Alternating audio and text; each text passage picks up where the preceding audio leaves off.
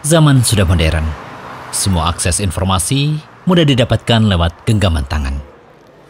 Ya, dengan gadget, semua informasi bisa diakses hanya dengan duduk atau rebahan tanpa perlu mengeluarkan tenaga. Jika seseorang ingin belajar memasak, mencoba resep makanan baru, memperbaiki alat, atau membuat kerajinan tangan, bisa belajar melalui media sosial yang ada. Namun, apakah hal itu juga berlaku dengan ilmu agama? Tentu banyak alasan kenapa kita tidak bisa hanya mengandalkan ngaji lewat media sosial. Seperti yang kita tahu, ulama terdahulu jika hendak belajar suatu ilmu, aturannya cukup serius. Barangkali lebih serius dari yang tampak sekarang. Pada titik-titik tertentu, ilmu agama itu perlakuannya seperti terah keluarga, atau mungkin hampir sama seperti warisan. Didapat dari seorang guru, diberikan kepada murid, murid kemudian mentransfer ke muridnya lagi. Begitu seterusnya.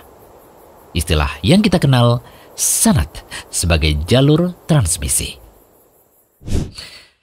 Sedih kadang jika ada seseorang menyisipkan di kolom komentar, "Ustadz, kapan datang ke kota A? Kapan ngadain kajian di kota B?" Maaf kawan, di antara perhatian dan usaha para ulama dalam menjaga sunnah Rasulullah SAW, yaitu dengan bepergian atau rihlah, melakukan perjalanan untuk mengumpulkan hadis. Mereka mengerahkan segala daya dan upaya untuk mengumpulkan hadis dan sanad-sanadnya hingga bepergian yang menempuh jarak sangat jauh dengan tingkat kesulitan sedemikian besar. Rihlah ini sudah menjadi tradisi mereka dalam menuntut ilmu dan memiliki pengaruh sangat besar dalam penyebaran hadis Nabi SAW serta memperbanyak jalur periwayatannya. Ada hadis yang disebutkan dalam Sunan Abu Daud dan hadisnya sahih dari Katsir bin Qais. Ia berkata, "Aku pernah duduk bersama Abu Darda di Masjid Damaskus. Lalu datang seorang pria yang lantas berkata, 'Wahai Abu Ad-Darda, aku sungguh mendatangi dari kota Rasul SAW, yakni Madinah Nabawiyah, karena ada suatu hadis yang telah sampai padaku, di mana engkau yang meriwayatkannya dari Rasulullah SAW. Aku datang untuk maksud mendapatkan hadis tersebut.'" Subhanallah. Lihatlah, hanya demi mendengar satu hadis saja, orang yang disebutkan dalam hadis tadi rela menempuh perjalanan dari Madinah menuju ke Damaskus di Syam.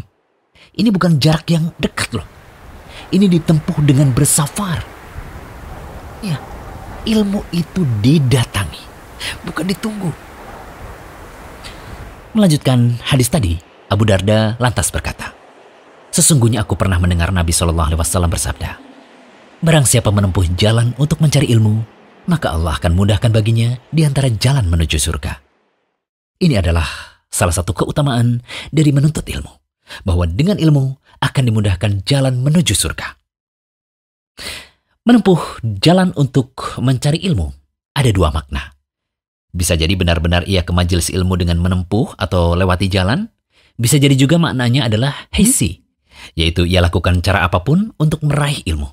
Bisa dengan hadir, duduk, mendengar, menghafal, mencatat, sampai ia menguatkannya dengan banyak mengulang hingga menyebarkan ilmu tadi pada yang lain. Tentu saja ia mencari ilmu ini atas dasar ikhlas, karena setiap ibadah yang didasari ikhlas itulah yang mendapatkan balasan. Jika ilmu agama dicari hanya untuk meraih dunia, dapat kedudukan mulia, atau dapat gelar, maka tentu tidak mendapatkan balasan seperti disebut dalam hadis. Sementara yang dimaksudkan akan dimudahkan jalan menuju surga adalah ia diberi taufik di dunia untuk beramal soleh. Sehingga dengan amalan itu, ia bisa masuk surga atau ia dimudahkan jalan di akhirat untuk masuk ke surga. Demikian keterangan dari Al-Munawi dalam Faidul Qadir. Semoga yang kami paparkan ini bisa menjadi pelecut semangat untuk terus belajar menuntut ilmu demi kebaikan agama dan akhirat kita. Amin. Jangan lupa kunjungi rumaiso.com, update setiap hari, insya Allah.